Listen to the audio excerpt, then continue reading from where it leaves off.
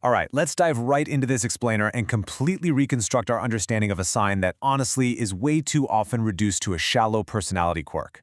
I mean, we hear the word Virgo and instantly picture someone with a perfectly alphabetized spice rack or, an absolute obsession with typos. But today, we're going to look at this archetype as a rigorous grammar for pattern recognition in human character. We're going to trace its roots across symbol, myth, and the physical body to uncover what actually drives this energy. So, is it really just about to-do lists and perfectionism? To find the truth, we have to look way past the modern pop astrology stereotypes and dig into its ancient astronomical origins, its etymology, and the physical body itself. Most treatments of this sign begin with the harvest maiden and basically end with a to-do list. But true understanding only comes when we step back and realize that perfectionism is actually just a surface symptom. It gets the causality totally backward. If we really want to grasp this sign, we have to explore where it actually comes from. And look, this isn't a fluffy horoscope reading. We are going on a rigorous deep dive through 6 specific areas. 1. Beyond the perfectionist myth. 2. Earth mid-transformation. 3. The discriminating mind. 4. The mind-body sorting axis. 5. Shadow and relational geometry. And 6. The threshing floor synthesis. Section 1. Beyond the perfectionist myth. We begin up in the sky with the constellation's brightest star, Spica, which literally translates to ear of grain. This roots the symbol entirely in the agricultural cycle of the harvest, rather than, say, purity. Virgo is actually the second largest constellation in the sky, and in nearly every surviving ancient iconographic tradition, the Virgin is shown holding that sheaf of grain. So before we ever even get to concepts of purity or tidiness, the original foundational content of this symbol was all about agriculture. It was about the harvest. Now, what's super fascinating here is that the zodiacal Virgin is not pure because she abstains. I mean, she isn't just someone who forgot to download Tinder. Rather, she is whole because no one else's claim defines her. The modern narrowed sense of the word chaste has completely warped our understanding. A being who is Parthenos is not withholding. She is complete without any reference to external validation. She holds grain that has been cut but not yet milled. She exists in that liminal zone between raw material and a finished product. Section 2. Earth mid-transformation. Let's see how this myth builds right into the mechanics of the element itself. So every zodiac sign compounds an element, the substance of experience, with a modality, which is the phase of the cycle. And when we put Earth and mutability together, we get something entirely unique. Unlike the sustained endurance of Taurus or the heavily built structure of Capricorn, this energy governs the ongoing refinement between raw material and a finished product. Mutable Earth is absolutely not indecisive Earth. It is matter caught in the act of transformation. Think of it like this. Taurus is the held note. Capricorn is the built form. But Virgo is embodiment as a process. It governs the season's final, discriminating act, where what has grown must now be sorted. What do we keep? What do we toss? Section 3. The discriminating mind. To figure out how this sorting process works psychologically, we have to examine its ruling planet, Mercury.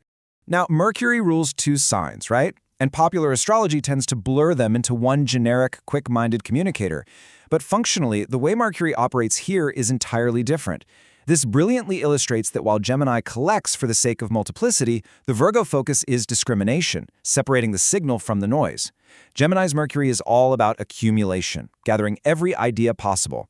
Virgo's Mercury takes that exact same mental energy and turns it towards sharp, precise evaluation.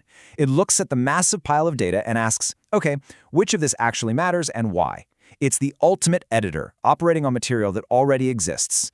Etymologically, this is the exact operation performed on raw experience. It's the season's final act of sorting, what is kept and what is discarded.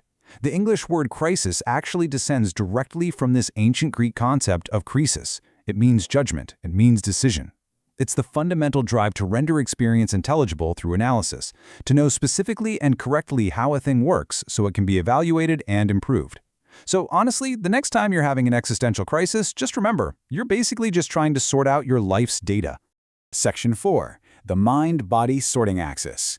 This abstract astrological concept actually grounds itself perfectly within our physical anatomy. Traditional medical astrology assigns this sign governance over the intestinal tract and the abdominal viscera. And as it turns out, there is a profound, literal connection between the psychological trait of sorting data and the biological act of sorting food. If you've ever wondered why your stomach gets totally tied in knots when you're overthinking, well, this is why. A mind that cannot stop analyzing rarely lets the body just digest. It completely explains why this specific type of anxiety so frequently somatizes directly in the gut. The body's second brain, the enteric nervous system, contains more neurons than the spinal cord and operates with substantial independence to mediate our mood and stress. The exact same discriminating function that Mercury performs on ideas is performed by the gut on our nutrients, separating what sustains us from what is waste. Section 5, Shadow and Relational Geometry. Because of course, every discriminating function has a shadow side, which kicks in when the sorting mechanism goes into overdrive. When you have a mind trained specifically to notice what is wrong with material, it can very easily begin applying that same critical lens to people, including yourself. Control here isn't about domination. It's about anxiety management. That unmanaged editorial instinct, it can turn into real cruelty dressed up as honesty.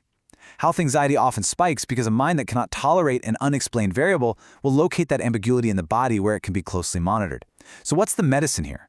The necessary shadow work requires tolerating the unsorted, surrendering to patterns that haven't fully resolved. It's found in its opposite polarity, Pisces, learning that not every single experience can or should be analyzed into neat little components. And that brings us to relationships. Compatibility is truly about angular geometry, not just generic vibes. When Earth meets water in a supportive 60-degree sextile with Cancer or Scorpio, it brings incredible emotional depth to the table. The discriminating mind meets emotional material worth sorting, and rather than opposing each other, they actually refine one another. Now, the opposition with Pisces is the most generative yet most difficult relationship because it forces discrimination to face its structural opposite, dissolution.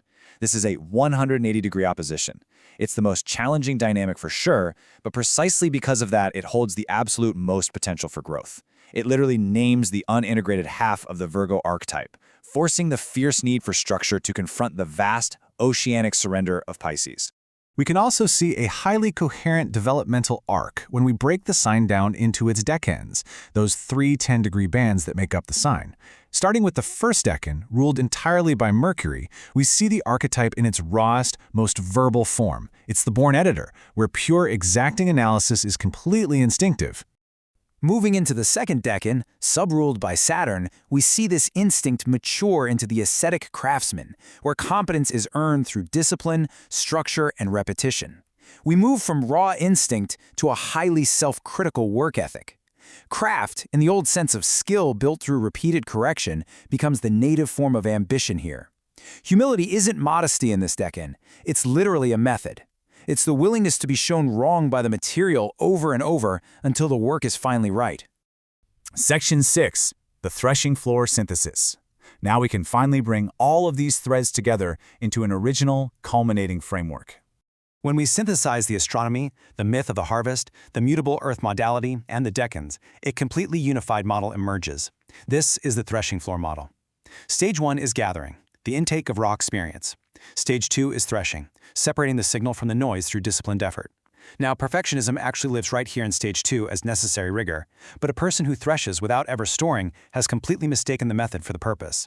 Because most people stop here and just label the whole archetype as critical, but they miss Stage 3, storing. What survives the threshing must be refined into something beautiful and usable. So the absolutely crucial point here is that this isn't just about small fixes or alphabetizing a shelf. How will you take the raw grain of your own experiences and finally bring the harvest home? The willingness to sit with raw material long enough and rigorously enough to make something out of it is a profound and dignified function. You are meant to make bread, not just hold on to raw grain forever. So as we wrap up this explainer, I want to leave you with this to ponder.